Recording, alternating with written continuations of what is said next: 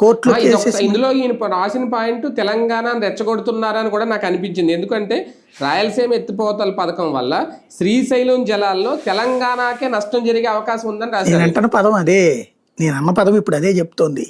ఆయన చెప్తోంది తెలంగాణకి నష్టం జరుగుతుంది, రాయలసీమకి లాభం జరుగుతుంది, అంతే కదా. అవును, తెలంగాణ నష్టం జరుగుతుంది అంటే ఏంటి అక్కడ? అది అడ్డుకున్నది అధికారంలో ఉన్నప్పుడు జగన్ అడ్డుకుంది ఆ రోజు ఎవరు? బీఆర్ఎస్ఏ కదా. అప్పుడు ఆ రోజున కేసు వేసింది కానీ కేంద్రానికి కంప్లైంట్ చేసింది కానీ, ఇప్పుడు దాని మీద ఇంకెందుకు మాట్లాడాలి? ఇప్పుడు కట్టట్లేదని చెప్పి చంద్రబాబు చెప్పాక ఆపిచ్చాను నేనని రేవంత్ రెడ్డి చెప్పాక ఇంకేం మాట్లాడాలి దాంట్లో? బీఆర్ఎస్ కొత్తగా కడుతున్నారు కాబట్టి నల్లమల సాగర్ ఆపారు వాళ్ళు అన్నారు కాబట్టి, ఆల్రెడీ దాన్ని ఆపిచ్చారు వాళ్ళు ఆపిస్తే కూడా జగన్ కట్టేశాడు. అక్కడ నేను ఈ మాట ఎందుకన్నానంటే, అసలు ఆంధ్ర ద్రోహి ఆర్కే.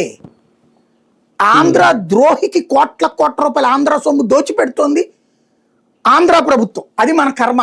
ఎందుకంటే ఆయన మాట్లాడుతున్నది ఏంటి, ఏం రాశాడు? తెలంగాణకి నష్టం జరిగి ఆంధ్రాకి ప్రయోజనం చేకూరుతుంది. అదే కదా రాయలసీమ ఎత్తిపోతల పథకం జరుగుతుంది. మరి దాని మీద విషం చిమ్మినోడు ఎవడు? ఇదే ఆర్కే కదా. బీఆర్ఎస్ అప్పుడు కంప్లైంట్ పెడితే ఎన్జీటీ ఆపమంటే సైలెంట్గా పనిచేసుకెళ్ళిపోయాడు.